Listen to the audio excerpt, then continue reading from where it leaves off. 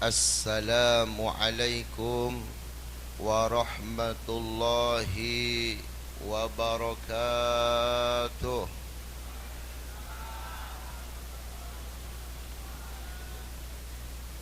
A'udzu billahi minasy syaithanir rajim.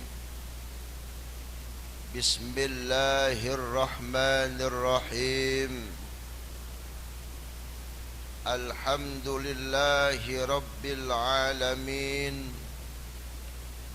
Wassalatu wassalamu ala asyrafil mursalin Sayyidina Muhammadin wa ala alihi wa sahbihi ajma'in. Amma ba'du.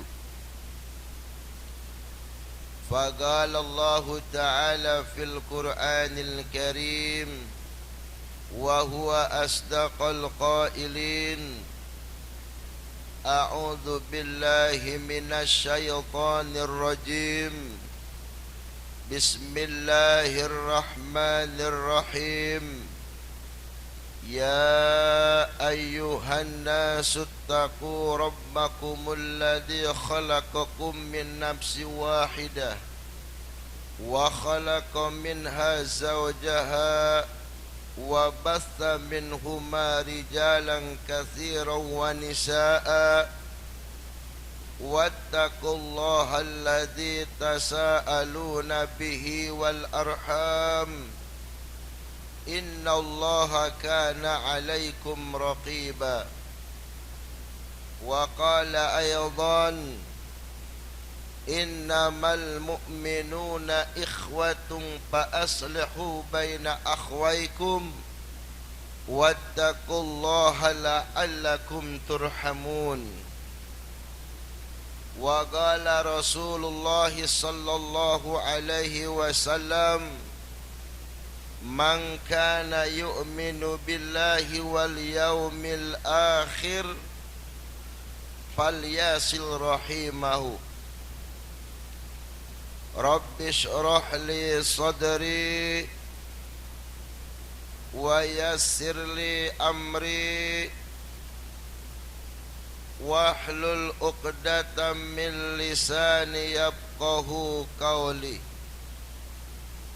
رب اشرح لي صدري ويسر لي أمري واحلل عقدة من لساني يفقه قولي. رب اشرح لي صدري ويسر لي أمري واحلل عقدة من لساني يفقه قولي. اللهم ألهمني رشدي اللهم ألهمني رشدي اللهم ألهمني رشدي وأعدني من شر نفسي. Pertama-tama Al-Faqir mengucapkan syukur kehadirat Allah Subhanahu wa ta'ala, yang mana Allah Ta'ala memberikan nikmat iman wal Islam dan juga kesehatan kepada kita semua, sehingga dengan nikmat tiga inilah kita bisa beribadah secara sempurna. Dan semoga salawat dan salam dilimpahkan kepada baginda Al-Mustafa Muhammad sallallahu alaihi wasallam dan juga kepada para sahabatnya, tabi'in, atba' tabi'in, dan juga tidak lupa kepada kita sebagai umatnya Nabi besar Muhammad sallallahu alaihi wasallam. Sebelum Al-Faqir berbicara ke masalah inti terlebih dahulu, Al-Faqir ingin menyampaikan permohonan maaf yang sebesar-besarnya kepada para ajengan, para kiai, para ustadz, para habaib, para sesepuh, para aparatur pemerintah, wabil khusus kepada Bapak Lurah dan juga rekan-rekannya, dan juga kepada sesepuh yang mungkin Al-Fakir tidak akan sebut namanya satu persatu, tetapi insya Allah tidak akan mengurangi rasa hormat Al-Fakir kepada beliau. Dan juga Al-Fakir secara khusus, secara spesial ingin mengucapkan terima kasih sebanyak-banyaknya kepada guru kita, sahabat kita, teman kita, yaitu Mas Dodi bersama rekan-rekannya, karena beliau menjadi wasilah, pelantara, jembatan sehingga Al-Fakir sampai ke kota Jambi ini. Dan kemudian karena wasilah beliau, Al-Fakir mendapatkan banyak manfaat, mendapatkan banyak hikmah, mendapatkan banyak ilmu di kota Jambi ini. Dan beliau menurut Al-Fakir adalah salah satu contoh buat kita, di mana dia seorang pemuda yang leadershipnya kuat, jiwa pemimpinnya kuat, dan beliau adalah seorang visioner, punya visi dan misi yang besar ke depan. Dan mudah-mudahan beliau, khususnya umumnya kita semua, dipanjangkan umurnya, disehatkan badannya, dijembarkan rizkinya, dimudahkan urusannya, ditambah-tambah keberkahan hidupnya. Kemudian juga ketika wafat nanti semoga husnul khatimah. Dan mudah-mudahan akan lebih banyak lagi muncul pemuda-pemuda seperti beliau, seorang visioner dan juga punya leadership yang kuat, punya pemimpin yang kuat, sehingga kita punya agama, yaitu agama Islam, semakin kuat, kokoh, yang dahsyat dan luar biasa. Karena apa, saudara-saudara yang Al-Fakir hormati? Pernah ada seorang peneliti, pernah ada seorang pengamat yang mengatakan, kenapa orang Barat maju sedangkan orang Islam semakin menurun, semakin merosot dari tahun ke tahun? Alasannya satu, karena orang Barat, karena orang kafir siap berkorban untuk agamanya, tetapi orang Islam tidak siap untuk berkorban untuk agamanya, saudara-saudara. Nah, oleh karena itu, saudara-saudara, bahwa kita sebagai umat Islam, terutama para kesepuhan, para ustadz, ayo kita sama-sama berdoa supaya lahir pemuda-pemuda yang seperti Mas Dodi dan juga rekan-rekannya dan juga teman-temannya, supaya beliau bisa dijadikan figur, bisa dijadikan contoh. Bagaimana tidak bangga Al-Fakir sampai ke sini karena beliau, saudara-saudara. Karena jembatan, karena hidup ini kita perlu jembatan, perlu wasilah, perlu pelantara, saudara-saudara. Jadi yang namanya kehidupan ini tidak bisa dipisahkan oleh jembatan, tidak bisa dipisahkan oleh wasilah. Sehingga Al-Fakir mungkin tidak akan sampai ke sini kalau tidak ada beliau.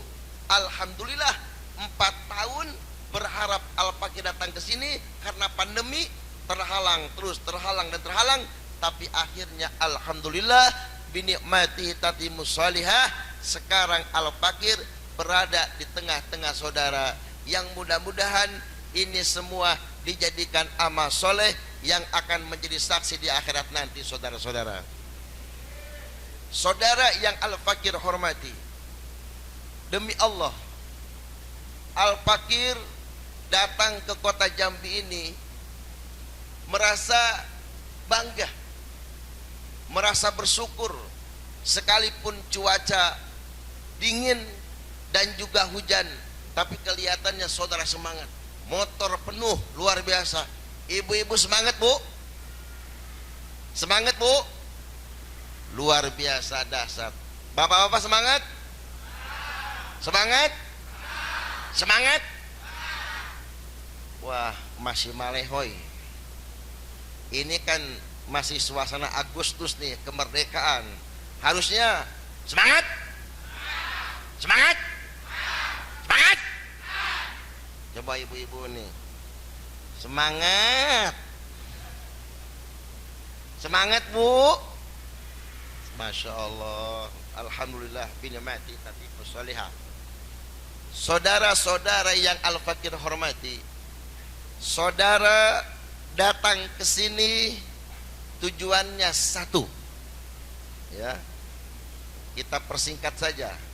Saudara datang ke sini tujuannya satu, untuk mencari ilmunya Allah subhanahu wa ta'ala. Betul pak? Betul bu?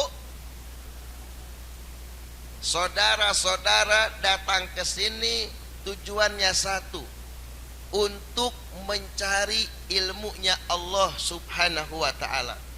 Niatnya satu, untuk mencari ilmu. Kalau kita bicara ilmu, berarti kita bicara pengetahuan, berarti kita bicara wawasan. Artinya apa? Kalau kita bicara ilmu, berarti kita bicara semua hal. Kalau kita bicara ilmu, berarti kita bicara banyak hal, banyak masalah kita bahas. Masalah zahir, masalah batin, masalah dunia, masalah akhirat, masalah begitu banyak kita bahas kalau kita bicara ilmu. Ingat, ilmu itu pengetahuan, ilmu itu wawasan, ilmu itu pengalaman. Sampai-sampai ketika saudara-saudara datang ke sini tujuannya satu, untuk mencari ilmu. Tanpa ibu sadari, tanpa saudara sadari, di dalam mencari ilmu itu yang pertama adalah al-muwajahah. Yang pertama al-muwajahah. Apa bu yang pertama? Pak, yang pertama apa? Al-muwajahah. Artinya apa? Bertatap muka satu sama lain. Banyak riwayat yang mengatakan, barang siapa yang menatap wajah orang mukmin dibarengi dengan hati yang kasih, dengan cinta, dengan ridho, dengan senang, itu hukumnya ibadah saudara. Melihat wajah orang yang beriman, apalagi kalau yang berimannya ini levelnya level kiai. Ada mukmin kiai, ada mukmin ajengan, ada mukmin ustad, ada mukmin habaib, ada mukmin duriah Rasul. Itu bertahap saudara-saudara. Jadi menatap sesama mukmin saja sudah ibadah kalau dibarengi dengan cinta, dibarengi dengan senang, dibarengi dengan bahagia. Melihat wajahnya saja sudah ibadah, apalagi yang dilihat ini adalah wajahnya orang-orang alim. Yang dilihat ini adalah wajahnya orang-orang soleh, wajahnya orang mulia, wajahnya orang agung, wajahnya orang suci, wajahnya orang bersih. Bersih menurut Allah, bersih menurut Rasulullah, bersih menurut agama, bersih menurut hukum syara, bersih menurut ayat Al-Quran. Itu sudah ibadah saudara. Padahal saudara niatnya satu, mau cari ilmu, mendapatkan al-muwajahah. Masya Allah, tabaraka rahman. Melihat wajah orang alim itu ibadah luar biasa. Dan insya Allah kita di sini sama-sama menatap satu sama lain. Ibadah, kalau bahasa kekinian mungkin beli satu itu gratis 3, beli satu gratis 4. Niatnya satu, cari ilmu. tetapi ternyata ada tambahan yang tanpa kita sadari. Kita dapat al-muwajahah, Masya Allah. Itu yang pertama, Bapak-bapak. Yang kedua, kita mendapatkan al-karomah, mendapatkan kemuliaan. Kita hadir di tempat ini secara tidak langsung ataupun langsung, kita sedang dimuliakan oleh Allah Subhanahu wa ta'ala. Kita sedang ditinggikan derajat oleh Allah Subhanahu wa ta'ala. Kita sedang diridhoi malam ini oleh Allah Subhanahu wa ta'ala. Kita sedang dikhususkan, dispesialkan oleh Allah Subhanahu wa ta'ala. Kenapa? Buktinya kita sedang beribadah kepada Allah Subhanahu wa ta'ala. Karena hanya orang-orang yang dimuliakan Allah, kemudian Allah memberikan taufik dan hidayah. Hanya orang-orang yang diridhoi Allah, kemudian Allah memberikan taufik dan hidayah. Hanya orang-orang yang dikhususkan oleh Allah, kemudian Allah memberikan taufik dan hidayah kepadanya, sehingga dia mau mendekat kepada Allah dengan thalabul ilmi, sehingga dia mau mendekat kepada Allah dengan cara mencari ilmu, sehingga dia mau mendekat kepada Allah Subhanahu wa ta'ala, bertemu dengan sesama mukmin, bersalaman dengan orang-orang yang soleh, memandang orang-orang yang mulia. Itu tandanya orang sedang dimuliakan oleh Allah Subhanahu wa ta'ala. Jadi saudara, niat mencari ilmu padahal mendapatkan al-muwajahah dan juga mendapatkan al-karomah, mendapatkan kemuliaan daripada Allah Subhanahu wa ta'ala, saudara-saudara. Karena kalau kita bicara pahala, tidak ada pahala yang lebih tinggi selain daripada thalabul ilmi. Karena thalabul ilmi adalah pengetahuan, thalabul ilmi adalah wawasan, saudara-saudara. Sampai-sampai orang yang mencari ilmu itu dimuliakan oleh seluruh makhluk yang ada di langit dan makhluk yang ada di bumi. Itu semua memuliakan, semua mendoakan, semua ridho kepada orang yang mencari ilmu. Sampai benda-benda sekarang yang ada di sekitar kita, mau karpetnya mendoakan kepada kita, ya Allah, ya Rabb, orang ini sedang mencari ilmu, aku suka kepadanya, aku cinta kepadanya, aku ridho kepadanya, ya Allah, mudahkan urusannya, kemudian panjangkan umurnya, ya Allah, barokahkan hidupnya, barokahkan keluarganya. Ini semua makhluk yang ada di langit dan di bumi mendoakan kepada orang-orang yang sedang thalabul ilmi. Masya Allah, tabaraka rahman. Sekarang mobil mendoakan, itu tembok semua, lampu-lampu, kemudian barang-barang, itu semua besi-besi yang ada di sekitar kita mendoakan baik kepada kita. Bayangkan, belum makhluk yang ada di langit. Jadi insya Allah orang yang suka thalabul ilmi, hidupnya tenang, hidupnya damai, hidupnya penuh dengan kebahagiaan, hidupnya penuh dengan kenikmatan, hidupnya penuh dengan kesuksesan, hidupnya penuh dengan keberhasilan. Kenapa? Karena semua makhluk mendoakan positif kepada orang yang mencari ilmu. Bagaimana tidak? Bayangkan sama saudara, kalau semuanya ridho kepada kita, kalau semuanya suka kepada kita, kalau semuanya favorit kepada kita, kalau semuanya ngepen kepada kita, kalau semuanya nyaman dengan kita, kalau semuanya baik dan indah kepada kita, bagaimana kita tidak bangga? Bagaimana kita tidak bahagia? Kalau semua makhluk senang kepada kita, mendoakan kepada kita, saudara-saudara, Masya Allah. Sampai binatang-binatang pun mendoakan kepada kita. Air, kemudian ikan-ikan, itu mendoakan kepada orang yang sedang thalabul ilmi, Masya Allah. Tetapi sebaliknya, saudara-saudara yang al-fakir hormati, orang yang tidak mencari ilmu, orang yang meninggalkan ibadah kepada Allah Subhanahu wa ta'ala, maka dia dilaknat oleh seluruh makhluk yang ada di langit, melaknat seluruh makhluk yang ada di bumi.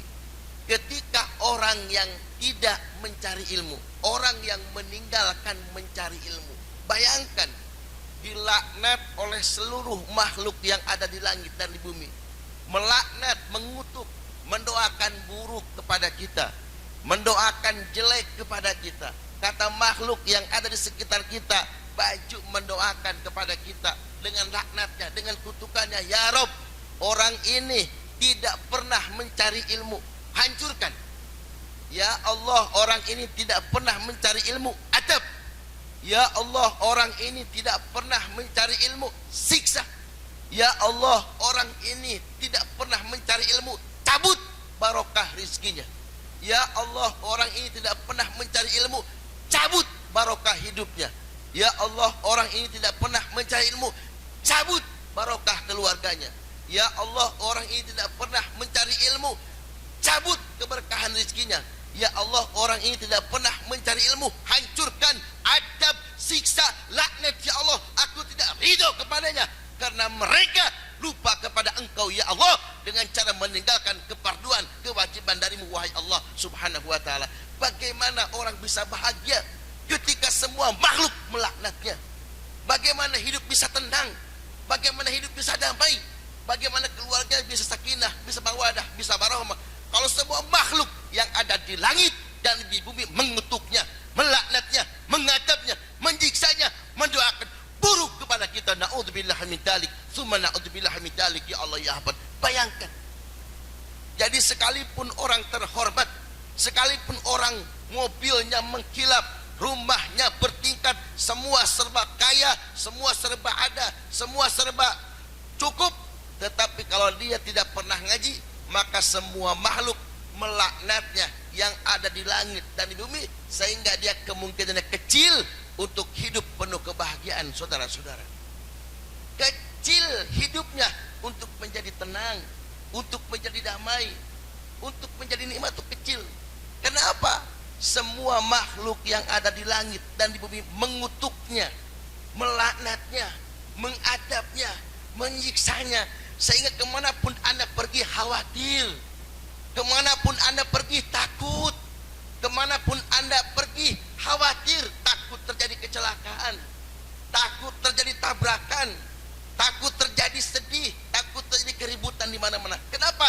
Semua makhluk yang di samping Anda melaknat Anda, mengutuk Anda, mengadab Anda, benci kepada Anda, melaknat kepada Anda. Coba aklinya, dari logikanya, kalau Anda masuk ke sana, misalnya ke rumah saudara tidak suka kepada kita, mereka akan mengusir. Masuk lagi ke rumah saudara satu lagi, diusir kita. Masuk lagi ke rumah kita karena kita nggak disukai, karena kita dibenci, akan diusir. Begitupun orang yang tidak pernah mencari ilmu, meninggalkan mencari ilmu, tidak pernah ngaji, tidak pernah sholat, tidak pernah ibadah kepada Allah, dilaknat oleh seluruh makhluk yang ada di langit dan di bumi. Masya Allah, tabaraka rahman. Makanya alhamdulillah, insya Allah, jika orang suka mencari ilmu, jika orang haus ilmu, maka insya Allah Allah akan memberikan keberkahan hidup, keberkahan rizki, keberkahan keluarga, keberkahan keturunan, keberkahan segala-galanya. Kenapa? Semua makhluk itu Allah ridho, Rasulullah ridho. Itulah hikmahnya daripada tolabul ilmi, saudara-saudara. Makanya Al-Fakir salut, kagum, bangga kepada saudara-saudara. Ternyata orang Jambi itu cinta, suka, seneng banget sama pengajian. Dikira Al-Fakir tadi nggak ada yang hadir, ternyata yang hadir Masya Allah, tabaraka rahman. Padahal ibu niatnya satu, mau tolabul ilmi. Ibu mendapatkan al-muwajahah, juga ibu mendapatkan al-karomah, ibu mendapatkan kemuliaan. Masya Allah, tabaraka rahman.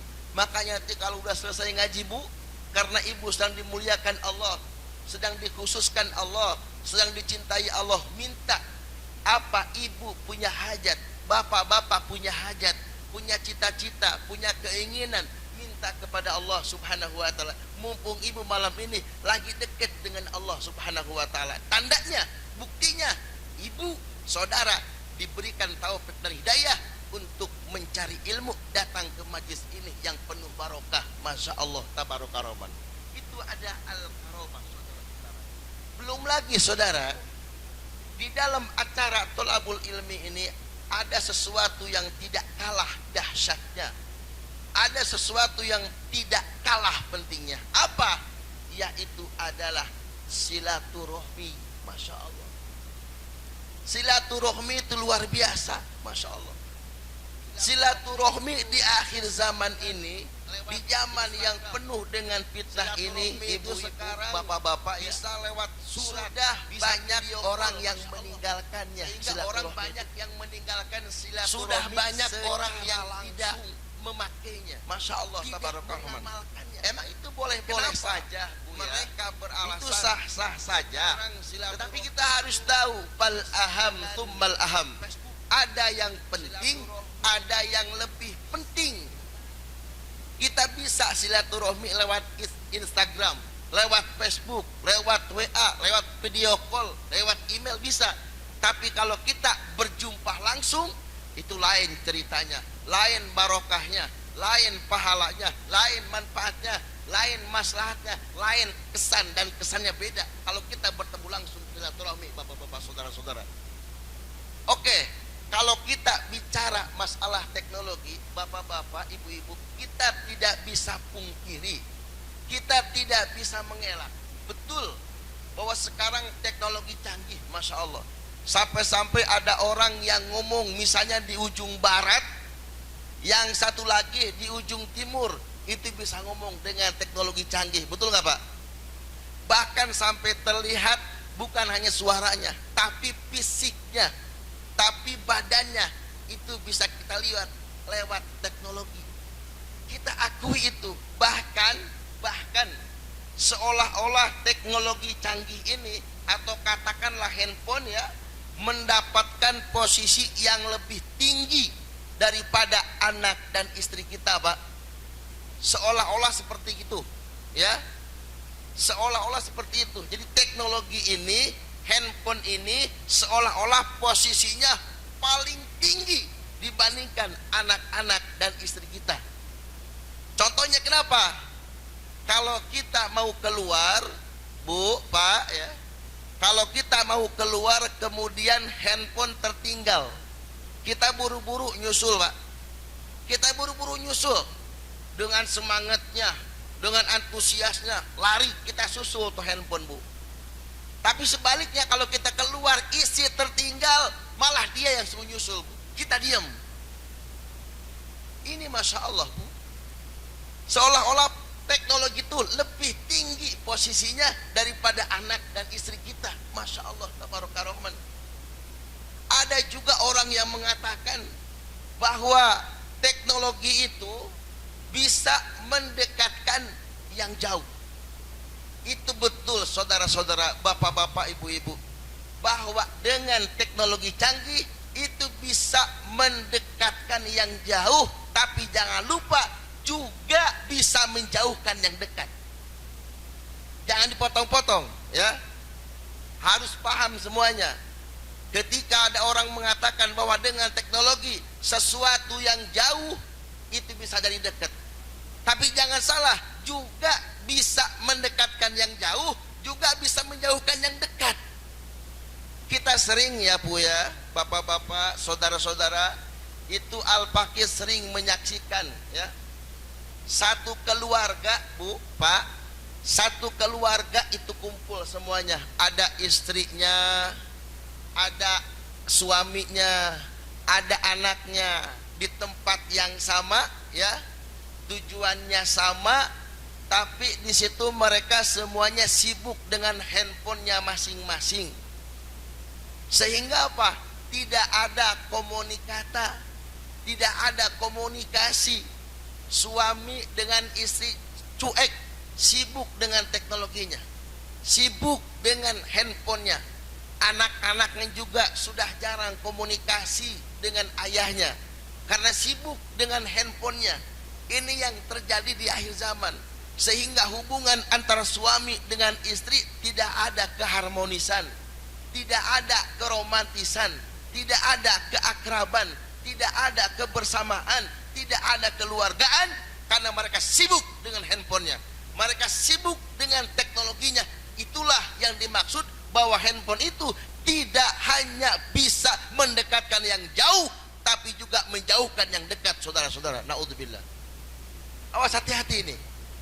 Ini banyak, bahkan banyak akhirnya apa? Di rumah tangga banyak terjadi kesalahpahaman, ketidakmengertian satu sama lain. Kenapa? Karena miskomunikasi.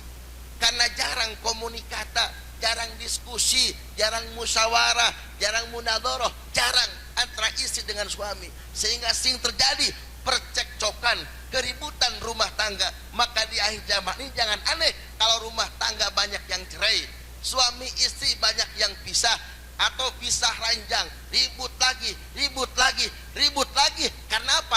Karena jarangnya komunikasi, saudara-saudara. Karena jarangnya musyawarah. Masing-masing mereka dijauhkan oleh teknologi, naudzubillah. Mereka dijauhkan dengan handphonenya, saudara-saudara. Naudzubillah min dzalik, summa naudzubillah, ya Allah ya Ahmad. Ini terjadi di masyarakat kita, saudara-saudara. Awas, hati-hati dengan teknologi. Hati-hati, jangan sampai kita hancur, ya. Jangan sampai kita rusak dengan handphone, saudara-saudara. Kenapa? Karena kalau kita kurang-kurangnya bisa menyikapi teknologi, hati-hati saudara. Handphone itu bisa bikin kita hancur. HP itu bisa bikin kita masuk neraka. Handphone itu bisa bikin kita malas. HP itu bisa bikin kita gagal. Handphone itu bisa bikin kita berantakan. Bahkan HP itu bisa menjadikan kita masuk neraka, saudara-saudara. Tapi jangan lupa, karena handphone juga orang bisa sukses.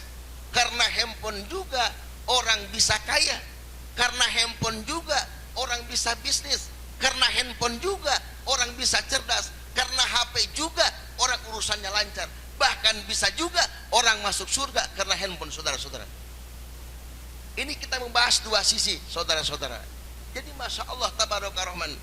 Bahkan coba Al-Fakir tanya kepada saudara, saudara merasa tidak bahwa teknologi itu adalah nikmat?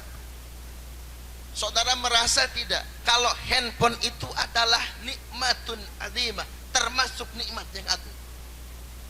Saudara ngerasa enggak teknologi ini adalah nikmat? Kalau seandainya saudara merasa bahwa teknologi ini adalah nikmat, handphone ini adalah nikmat, maka saudara pasti bersyukur kepada Allah Subhanahu wa ta'ala. Tapi kenapa sekarang banyak orang yang maksiat di handphone, banyak menyebarkan fitnah di handphone? Karena dia tidak sadar bahwa teknologi canggih adalah nikmat, bahwa handphone adalah nikmat. Makanya mereka kebanyakan menyalahgunakan handphone, menebar fitnah lewat handphone, menebar hoax lewat atau melalui handphone, saudara-saudara. Kenapa? Li'annahum la ya'lamun. Mereka tidak mengetahui, mereka tidak mengerti, mereka tidak sadar, mereka tidak ingat bahwa handphone adalah nikmat, bahwa handphone adalah luar biasa kenikmatan daripada Allah Subhanahu wa ta'ala. Jadi itu, karena orang tidak sadar handphone adalah nikmat, maka membuat maksiat-maksiat di dalam handphone. Tapi kalau orang tahu ini adalah nikmat, pasti bersyukur kepada handphone itu. Bagaimana tidak nikmat, saudara-saudara? Al-Fakir kesini itu tidak tahu jalan, tapi dengan handphone semua lancar. Masuk hotel kita tidak mesti langsung masuk, lewat tek tek tek tek, itu tinggal kita masuk, saudara. Masya Allah tabaraka rahman. Bagaimana nggak nikmat kita punya handphone, teknologi canggih? Oleh karena itu bersyukurlah kepada Allah Subhanahu wa ta'ala, saudara-saudara. Jangan sampai kita menyalahgunakan teknologi yang sebenarnya ini adalah nikmat dari Allah Subhanahu wa ta'ala. Masya Allah. Pernah alas itu kejadian, saudara. Ini kejadian nyata. Ini kejadian nyata, saudara. Luar biasa. Ada satu keluarga di mana keluarga ini adalah sibuk, ya. Keluarga ini sibuk dengan handphonenya. Anaknya sibuk dengan handphonenya. Ayahnya sibuk dengan handphonenya. Istrinya sibuk dengan handphonenya. Sampai-sampai suatu ketika si ayahnya kehilangan sepatunya sebelah. Habib ulangi, ada satu keluarga, anaknya, istrinya,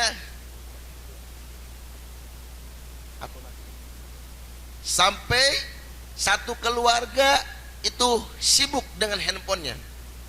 istrinya sibuk dengan handphonenya, ayahnya sibuk dengan handphonenya, semua anaknya 3 pegang handphone. Suatu ketika ayahnya kehilangan sepatu satu, mau pergi ke kantor, nanyain. Dia pertama nanyain sama istrinya, "Ma, sepatu saya mana?"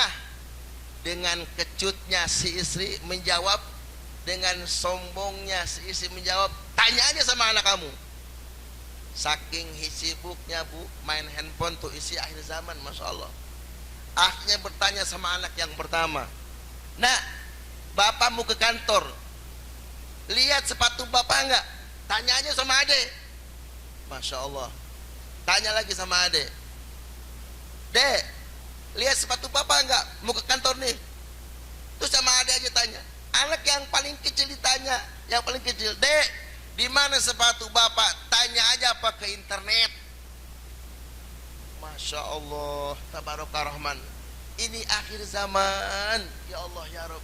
Sampai sebegitunya sama orang tua pak. Dan ini maaf, dalam sebulan ke belakang pak, itu ada 10 orang datang ke Habib untuk minta dipertemukan dengan isinya. Isinya kabur. Kenapa? Masalahnya dari handphone, dari Facebook, Instagram, mereka macam-macam segala. Aduh, ngeri lah ceritanya. Inilah kemudian terinspirasi Al-Fakih untuk bisa, dimanapun Al-Fakih ceramah pasti bahas ini. Hati-hati dengan teknologi. Teknologi itu nikmat dari Allah. Jangan sampai kita salah menggunakannya. Hanya apa? Hanya karena nafsu, hanya ketidaktahuan, hanya kebodohan kita. Ayo pakai ibadah handphone ini supaya kita masuk surga lewat handphone. Supaya kita masuk surga, supaya kuat agama, menyebarkan dakwah lewat handphone. Jangan dipakai macam-macam. Masya Allah tabaraka rahman. Nah, sehingga saudara, banyak orang yang tidak mau silaturahmi secara langsung.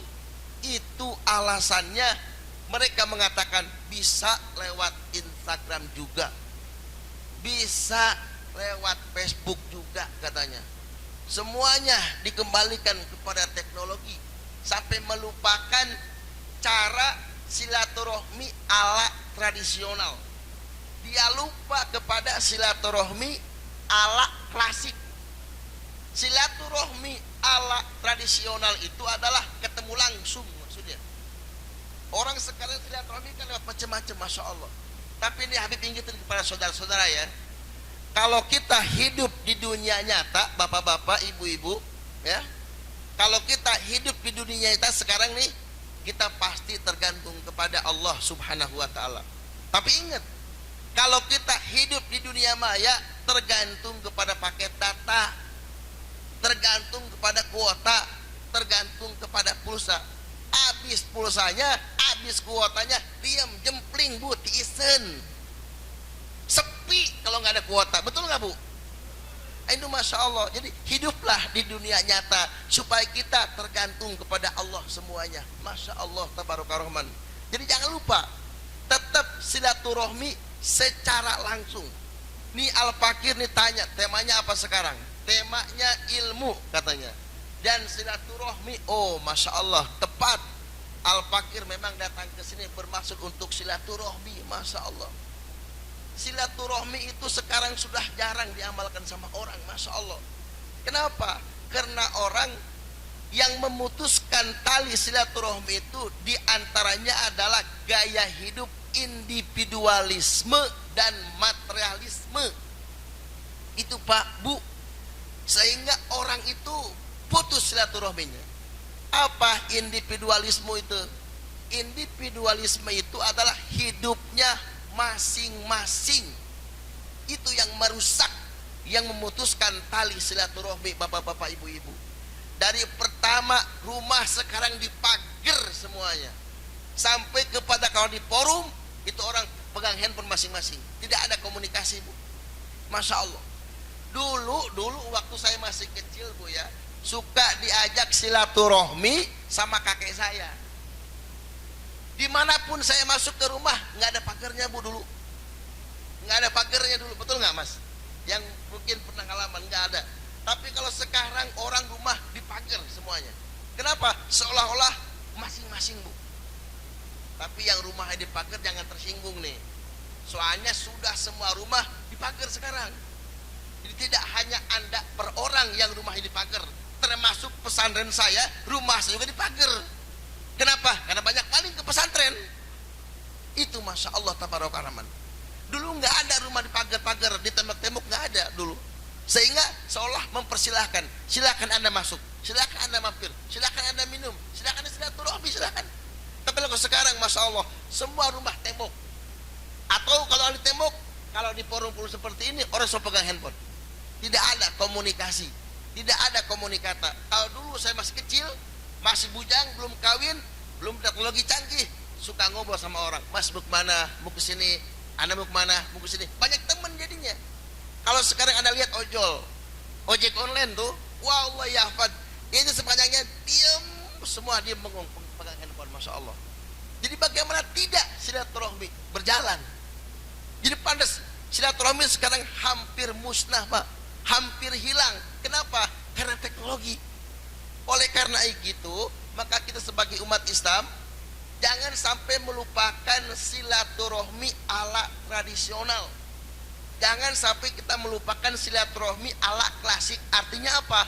Langsung bertemu, karena manfaatnya jauh lebih banyak daripada lewat teknologi. Barokahnya, manfaatnya, maslahatnya, hikmahnya, barokahnya itu beda. Beda kalau bertemu langsung. Masya Allah, tabaraka rahman, ya Allah ya Rabb. Beda berkahnya. Yang pertama, kita kalau ketemu langsung itu bisa musafaha, bisa bersalaman. Itu yang pertama. Yang kedua, kalau bertemu langsung kita bisa curhat Pak, sama saudara, sama teman, bisa curhat. Yang ketiga, bisa kerjasama bisnis, bisa kerjasama apa saja sama saudara. Dan yang keempat, kalau silaturahmi langsung itu bisa saling menasehat. Kalau kita lihat saudara nih salah, kita tegur, kita nasihat, kita kritik, kasih tahu. Jadi beda kalau kita bertemu langsung silaturahmi. Dan jangan lupa bapak-bapak, ibu-ibu ya, kalau silaturahmi, supaya silaturahminya tetap berkualitas, supaya silaturahminya tetap bagus, terjaga keutuhannya, kualitasnya, tanamkan niat ikhlas.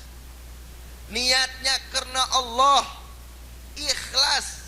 Ikhlas itu bersih ya. Kalau ada orang bertanya, apa sih ikhlas itu?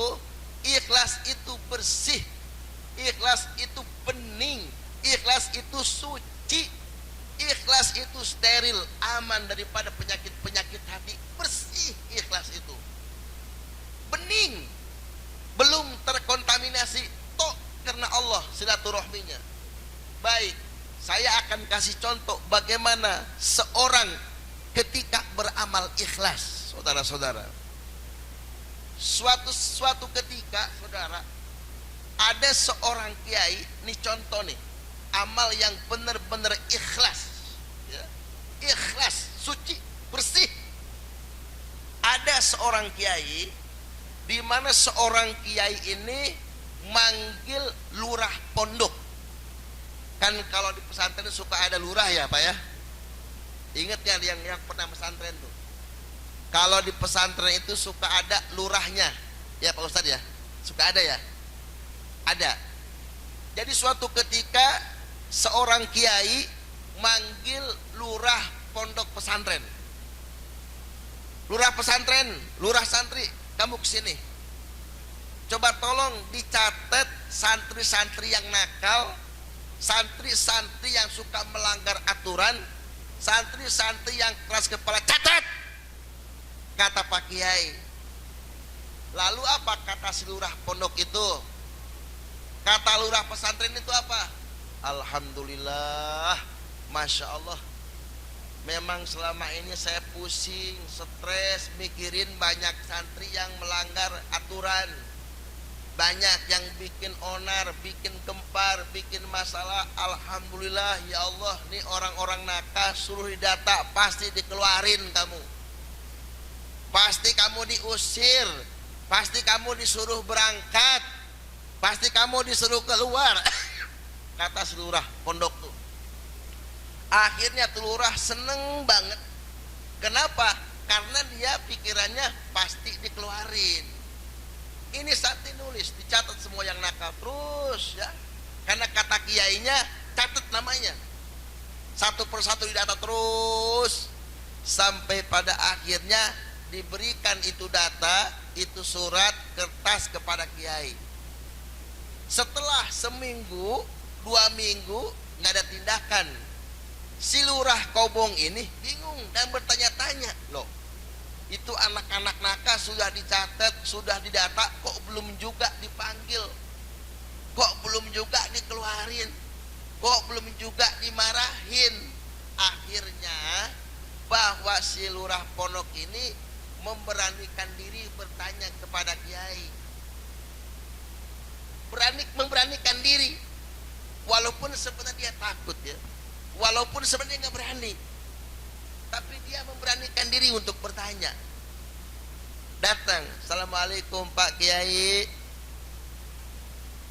itu anak-anak nakal di pondok sudah saya catat semua namanya, tapi kok belum juga dikeluarkan, tapi kok belum juga dikeluarin.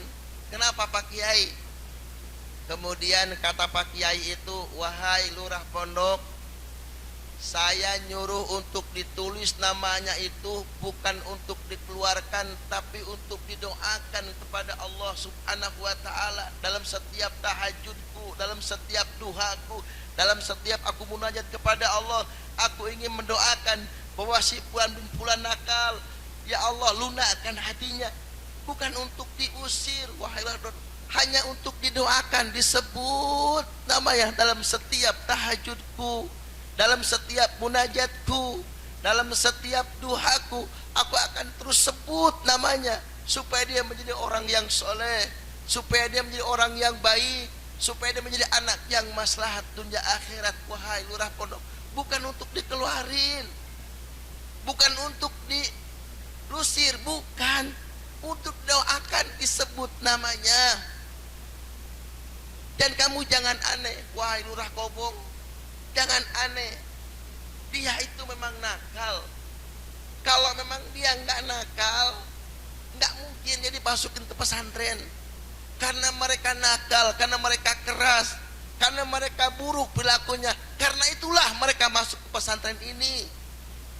Karena itulah mereka dimasukin ke sini. Akhirnya si lurah Kobong itu Pak, dia menitikan air mata, dia mengeluarkan air mata, dia bersedih, sesekali dia usap pipinya, dia usap air matanya, dia merasa malu, dia merasa minder, dia merasa dosa, dia merasa bersalah. Selama ini buruk sangka kepada gurunya, ternyata gurunya hatinya lebih mulia daripada hati lurah Kobong itu.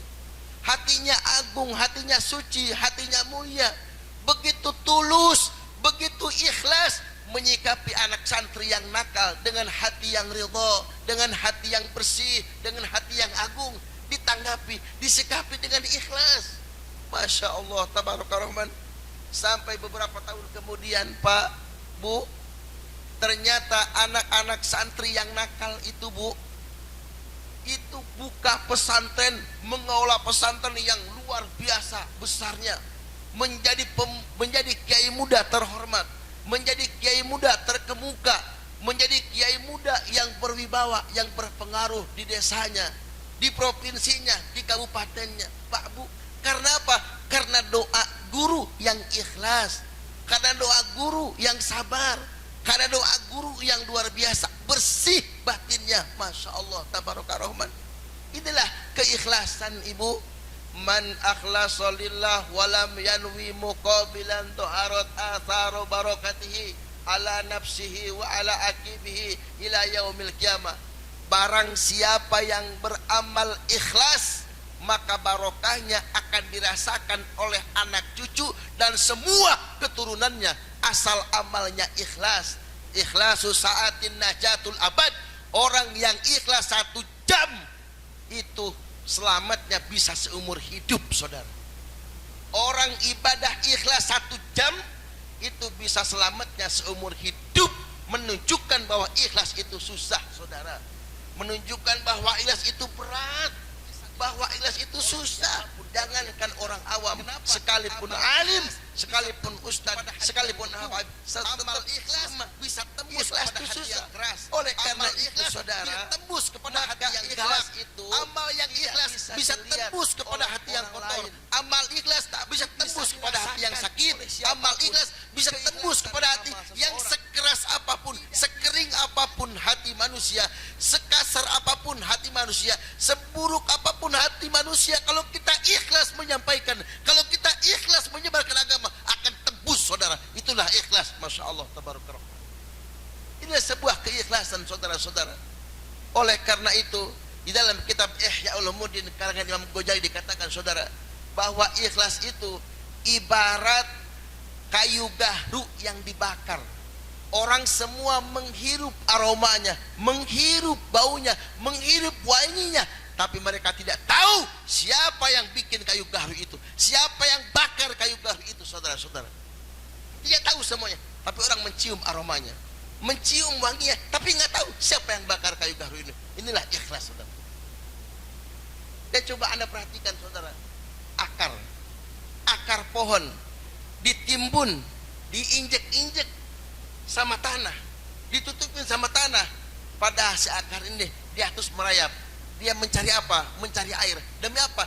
Demi pertumbuhan pohon, demi pertumbuhan daunnya. Masya Allah ya Rabb. Tapi mereka kelihatan. Itulah ikhlas saudara. Seperti akar pohon, sekuat apapun, pohon setinggi apapun, pohon serindang apapun daunnya, kalau akarnya gak ada, itu semua tidak ada artinya saudara. Jadi ikhlas seperti akar saudara-saudara. Masya Allah tabaraka rahman.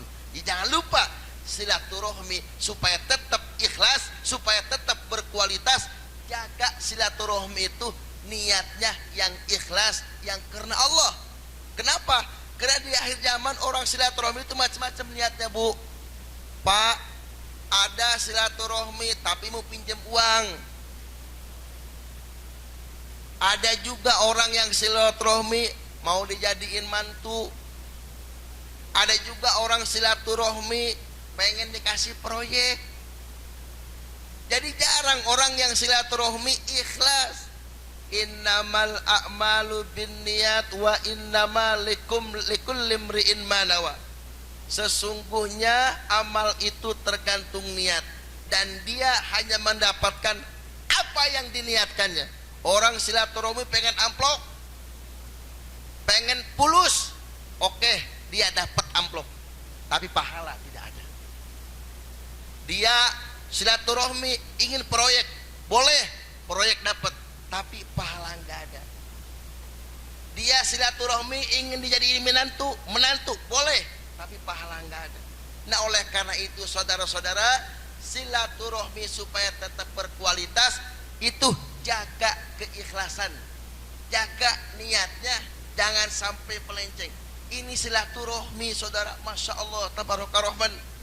Bahkan kalau kita kaji lebih dalam lagi saudara-saudara, masya Allah, ini silaturahmi nih. Kalau bahasa kekinian saudara, silaturahmi itu ya bisa menjadikan kita relasi yang banyak, koneksi yang banyak, kemudian jaringan semakin luas. Makanya kalau Anda lihat pengusaha-pengusaha, Anda lihat pembisnis-pembisnis, itu handphonenya kadang 1, 2, sampai 3. Kenapa? Karena dia sering silaturahmi, jaringannya luas, koneksinya banyak, relasinya banyak. Satu, silaturahmi. Al-fakir tahadus minimah, bukan sombong, bukan sekali 2 kali, langsung komunikasi, berdialog, ngobrol, musyawarah dengan orang-orang pembisnis, pengusaha-pengusaha besar. Itu masya Allah, dia katakan 1 bib, saya barokah silaturahmi, masya Allah. Jadi kalau seandainya saudara pengen sukses, pengen berhasil, sering-seringlah coba untuk bersilaturahmi ya, bersilaturahmi. Suka nggak Bu silaturahmi, Bu? Pak, suka nggak silaturahmi, Pak? Masya Allah tabaraka rahman. Jangan sampai karena teknologi itu silaturahmi musnah. Silaturahmi tidak ada, kayak akibat daripada hidup individualisme masing-masing, nggak peduli kepada tetangga. Makanya yang aneh kalau kita lihat di berita, ada orang tua tuh yang tua jompo tuh, tua bangka ya, di Jakarta mati ketahuannya Bu sudah seminggu, kadang-kadang 3 hari, kadang-kadang 2 minggu baru ketahuan. Kenapa? Karena gaya hidupnya individualisme masing-masing. Bu, masya Allah, rumah jadi pagar tinggi, masya Allah, baru ketahuan. Kita sering mendengar berita seperti itu. Kenapa? Karena tidak paham silaturahmi, masya Allah. Nah, oleh karena itu saudara-saudara, silaturahmi itu banyak manfaatnya, banyak maslahatnya, banyak rahasianya. Jadi kalau saudara pengen merasa sulit, punya kasus, punya urusan, pengen dimudahkan, coba silaturahmi, masya Allah. Innamal mu'minuna ikhwatun fa aslihu baina akhwaikum wattaqullaha la'allakum turhamun. Itu masya Allah. Itu kalau kita panjang-panjang sekali kalau kita bahas silaturahmi. Nah, jadi ibu niatnya satu, kesini untuk mencari ilmu, tapi tanpa ibu sadari di situ ada al-muwajahah, ada al-karamah, ada silaturahmi. Dan yang terakhir nih Bu nih, yang terakhir insya, berarti setuju ya yang terakhir ya, setuju ya, masya Allah. Ada satu lagi Pak, ibu kesini, bapak-bapak kesini tujuan untuk mencari ilmu, tapi ibu tanpa sadar, bapak-bapak tanpa sadar, bapak sudah bergaul, berdekatan dengan orang-orang yang soleh, masya Allah. Kata Allah dalam Al-Quran, ya ayyuhalladzina amanu taqullaha wa kunu ma'as shodiqin. Wahai orang-orang yang beriman, bertakwalah kamu kepada Allah subhanahu wa ta'ala, wa kunu ma'as shodiqin. Bergaulah kamu dengan orang-orang yang benar, bergaulah kamu dengan orang-orang yang soleh, dengan orang-orang mulia, dengan orang-orang baik, dengan orang-orang hebat, dengan orang berkualitas, dengan orang bermutu tinggi, bergaul. Nah, ketika saudara datang ke sini mencari ilmu, dapat itu, wa kunu ma'as shodiqin. Bersamalah kamu dengan orang-orang yang benar, dengan orang-orang yang soleh. Supaya apa? Supaya kita punya cita-cita tercapai, punya maksud tercapai, punya harapan tercapai. Kenapa? Dalam kitab dikatakan saudara, kalau kita pengen berhasil cita-cita, pengen sukses, maka kita tidak bisa hidup sendiri. Kita perlu teman yang soleh, perlu teman yang maslahat dunia akhirat. Kita nggak bisa pengen sukses sendiri tanpa teman yang soleh, nggak bisa. Kita pengen berhasil tanpa teman yang baik, nggak bisa. Kita pengen sukses, pengen berhasil, wa kunu ma'as shodiqin, harus punya teman yang soleh, mensupport, memberikan motivasi kepada kita. Tuh kalau teman yang soleh, coba lihat Nabi kita Muhammad SAW sukses berdakwah karena ada sahabat setianya. Siapa? Sayyidina Abu Bakar, Sayyidina Umar, Sayyidina Utsman, Sayyidina Ali, Sa'ad bin Abi Waqqas, Abu Talha, Sayyidina Hamzah, dan lain sebagainya. Nabi sukses dakwahnya, berhasil sampai kepada Jambi. Itu karena apa? Karena beliau punya teman yang soleh, karena beliau punya sahabat yang soleh. Terus didukung, disupport, dikasih motivasi, masya Allah, tabaraka rahman. Bahkan kalau saudara sering baca Quran, coba lihat deh dalam Al-Quran, masya Allah, tabaraka rahman. Coba saudara baca surat, baca Quran, suka baca Quran enggak? Dalam Quran ada kisah-kisah apa? Seperti apa? Musa wa Harun. Nabi Musa punya partner yang soleh, punya tim yang hebat, punya sahabat yang soleh, punya keluarga yang baik. Siapa? Harun. Nabi Daud tidak sendiri menyebarkan agama, kuat jadi raja. Ada siapa? Ada anaknya. Siapa? Nabi Sulaiman alaihissalam. Kemudian selepas itu ada lagi Nabiullah Ibrahim alaihissalam. Beliau punya anak Nabi Ismail alaihissalam. Artinya apa? Untuk berdakwah, untuk hasil, untuk sukses, untuk supaya bahagia, kita perlu teman yang soleh, punya partner yang baik, punya partner yang hebat, supaya kita hasil maksud. Nggak bisa kita hidup sendiri Bu, Pak, nggak bisa. Cari teman yang soleh, masya Allah, tabaraka rahman. Ibu tolabul ilmi di situ niatnya, dapat teman yang soleh, bertemu dengan orang yang soleh, melihat wajah orang yang soleh, masya Allah. Wa kunu ma'as shodiqin, al-akhillau yauma idim ba'duhum li ba'din aduwwan illal muttaqin. Masya Allah. Kata Allah dalam Al-Quran, di akhirat nanti Bu, orang-orang yang ibu cintai berpisah. Orang-orang yang dianggap akrab, anak, istri, teman akrab, semua menjauh, semua memusuhi, semuanya menghindar, semuanya saling caci maki, illal muttaqin, terkecuali orang yang bersahabat, berkeluarga di atas takwanya kepada Allah Subhanahu wa taala. Masya Allah tabaraka rahman. Kita perlu teman yang soleh, perlu keluarga yang soleh, sahabat yang soleh, demi meraih cita-cita. Kalau ibu, saudara sekalian, jamaah pengen sukses, pengen berhasil, nggak ada teman yang soleh, mustahil untuk berhasil, mustahil untuk sukses, nggak bisa. Kenapa? Karena kita makhluk sosial, nggak bisa hidup sendiri kita.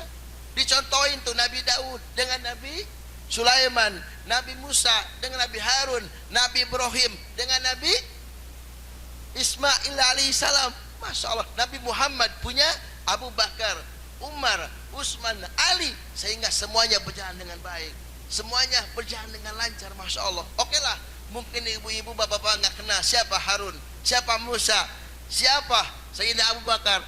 Kita ngalamin, cuma kita harus mengimani. Baik, sekarang Habib kasih contoh nih yang akal ya, logika, supaya mudah dipahami, supaya mudah dimengerti. Saudara tahu nggak Mike Tyson? Tahu nggak Mike Tyson? Mike Tyson itu sampai dia punya julukan si leher beton, Bu, Pak. Kenapa? Karena orang udah nggak mau, udah nggak mampu lagi nonjok, udah nggak mempan lagi dihajar. Sampai julukannya seleher beton. Masya Allah tabaraka rahman, luar biasa. Masya Allah. Ada siapa di sampingnya? Ada De Amato. Tahu nggak saudara?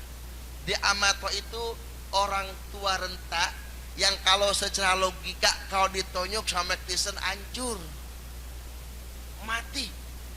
Padahal dia tuh pelatihnya. Tapi De Amato itu punya kemampuan, punya kelebihan ya, yang tidak dimiliki oleh si Mike Tyson ini. Kenapa? De Amato walaupun tua, dia tahu kelemahan Mike Tyson di mana, yang enggak dipahami, yang enggak diketahui oleh si Mike Tyson ini. Masya Allah tabaraka rahman. Si De Amato ini kalau saya perhatikan, kalau setiap tinju Mike Tyson itu ada di sudut ring, diperhatiin terus, diperhatiin, tahu kelemahannya si Mike Tyson. Dikasih tahu oleh De Amato ini pelatihnya. Masya Allah. Tapi karirnya si Mike Tyson jatuh, lumpuh, jatuh, bahkan kalah kalau tidak salah sama Holyfield. Betul Pak Ustadz? Kalau tidak salah sama Holyfield tuh, kalah tuh si Mike Tyson. Kenapa? Karena meninggal si De Amatonya, pelatihnya. Masya Allah. Karirnya hancur, bahkan sampai dari saat itu Mike Tyson redup karirnya, bahkan tidak bisa menang lagi setiap tinju. Masya Allah tabaraka rahman. Itulah pentingnya teman yang soleh, temannya yang baik, teman yang solider, teman yang luar biasa, yang dibangun di atas takwanya kepada Allah Subhanahu wa taala. Itu contoh yang akli ya, yang logika, yang mudah dipahami, yang mudah dimengerti. Kalau saya cerita Harun, Musa, Daud, Nabi Muhammad, takutnya saudara cuma dengar doang tapi nggak kenal. Tapi kalau Habib kasih contoh yang Mike Tyson, itu pasti orang kenal semua. Betul nggak? Tujuannya apa? Masalan, perumpamaan, ibarat supaya mudah dipahami, supaya mudah dimengerti, supaya ibu-ibu dan bapak-bapak pulang membawa hikmah, membawa ilmu, membawa manfaat. Kenapa? Karena acara seperti ini tuh Bu pakai modal, pakai duit. Kalau pulang tidak membawa manfaat, kalau pulang tidak membawa hikmah, kalau pulang tidak membawa wawasan, pengetahuan, ilmu, rugi. Begitu pakai modal, pakai duit, bukan pakai daun, Pak. Pakai duit, Masya Allah. Nah oleh karena itu saya pun kewajiban, dituntut saya bicara harus sepasih mungkin, supaya orang paham, mengerti. Buat apa saya jauh-jauh dari Jawa Barat, Bogor datang ke sini? Kalau bicara saya ngawur kemana-mana. Ini tanggung jawab saya. Tapi mudah-mudahan ibu dan bapak mudah memahami. Paham nggak Bu? Paham nggak Pak? Nah jadi kita kembalikan kembalikan kepada awal Bu ya. Masya Allah, ini saking agungnya tolabul ilmi ya, saking agungnya ilmu. Ketika ibu niat kesini hanya untuk tolabul ilmi, ibu mendapatkan berapa hal coba? Mendapatkan al-muwajahah, mendapatkan al-karomah, mendapatkan silaturahmi, wa kunu ma'as shodiqin. Karena silaturahmi, ibu bapak jadi dekat dengan orang-orang yang baik, dengan orang-orang yang soleh, dengan orang-orang yang mulia menurut Allah, menurut Rasulullah, menurut agama, dan menurut Al-Quran. Jadi mungkin Al-Fakir ya tidak akan melanjutkan lagi pembicaraan, dan insya Allah sampai di sini. Jadi kurang lebihnya mohon dibukakan minta maaf yang sebesar-besarnya, karena saya manusia biasa Bu, Pak. Saya bukan nabi, saya bukan solihin, saya bukan wali, saya orang biasa. Kalau saudara-saudara nuntut saya sempurna, maaf saya nggak bisa. Saya manusia biasa Bu, saya bukan nabi. Jadi mohon maaf kalau ada kekurangan, tapi tetap Al-Fakir ingin apa yang disampaikan tadi itu bermanfaat, dipakai sampai lagi ke teman, ke sahabat. Oh, saya punya ilmu dari Habib Ali, begini-begini. Lihat tuh Mackeson, gitu kan. Masya Allah, kan bisa lihat Mackeson di YouTube kan. Kalau Nabi Harun nggak bisa, Nabi Musa, Nabi Sulaiman nggak bisa, paling juga palsunya. Tapi kalau Mackeson, nah mudah-mudahan dengan pemahaman seperti ini lebih efektif, ya, lebih mudah untuk dipahami. Wassalamualaikum warahmatullahi wabarakatuh. Waalaikumsalam warahmatullahi wabarakatuh.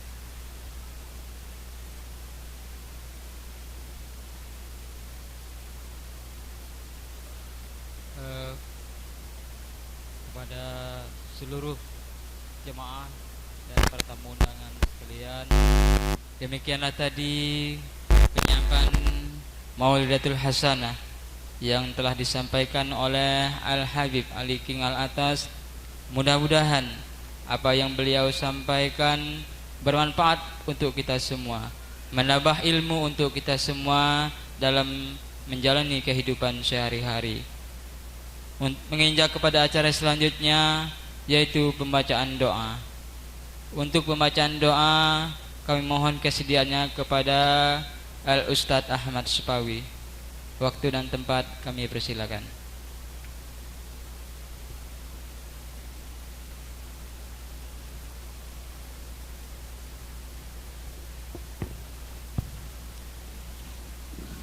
Assalamualaikum warahmatullahi wabarakatuh. Ila haratin Nabi Mustafa sallallahu alaihi wasallam wa ala alihi wa azwaji wa zuriyati ajma'in, khususan ala hadhihi wa quluniyatin salihah. Syulillahi lana wa lahumul Fatihah. A'udzu billahi minasy syaithanir rajim. Bismillahirrahmanirrahim. Alhamdulillahi rabbil alamin arrahmanir rahim maliki yaumiddin.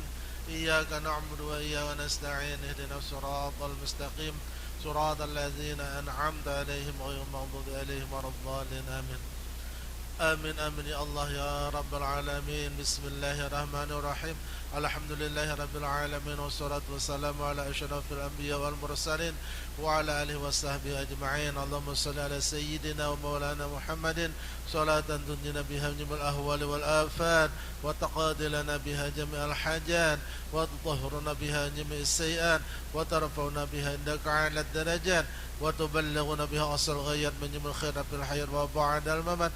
Innaka 'ala kulli syai'in qadir. Allahumma ighfir lana dhunubana wa liwalidina wa khatayana kullaha.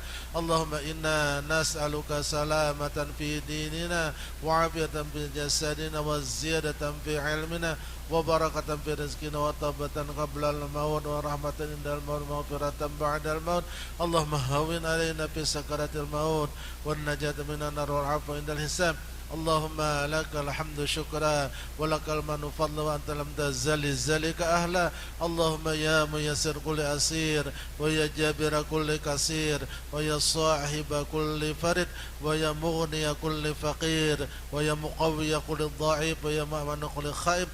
Ya يسر علينا كل أسر فتيسر عسر عليك يسر اللهم يا من لا يحتاج إلى البيان والتفسير حاجاتنا إليك كثير وأنت عليم بها وبصير ربنا هب لنا من أزواجنا وذريتنا قرة أعين واجعلنا للمتقين إماما ربنا ظلمنا أنفسنا وإن لم تغفر لنا وترحمنا لنكونن من الخاسرين ربنا آتنا في الدنيا حسنة وفي الآخرة حسنة وقنا عذاب النار سبحان ربك رب العزة عما يصفون وسلام على المرسلين والحمد لله رب العالمين تقبل الله منكم ومنكم تقبل يا كريم Assalamualaikum warahmatullahi wabarakatuh.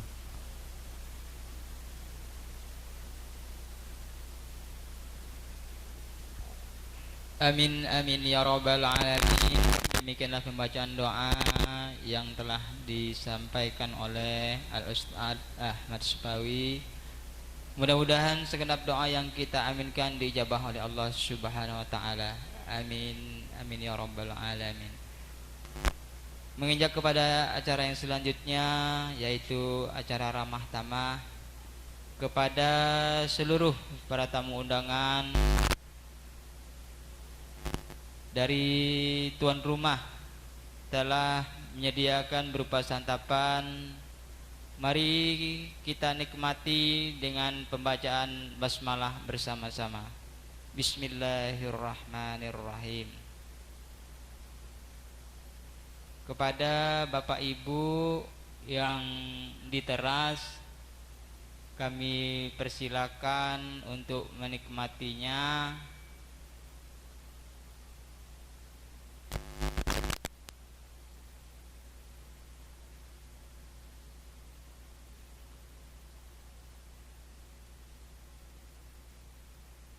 Selanjutnya kepada para tamu undangan yang di aula mohon tetap di tempat karena nanti hidangan akan disediakan. Demikian Bapak Ibu para tamu undangan, seluruh rangkaian acara harlah Pondok Pesantren Darul Mustaqim yang ketiga. Kami selaku pembawa acara mohon maaf jika terdapat kesalahan yang kurang berkenan di hati para tamu undangan sekalian. Kami tutup dengan ihdinas syiratal mustaqim. Wabillahi taufiq wal hidayah. Wassalamualaikum warahmatullahi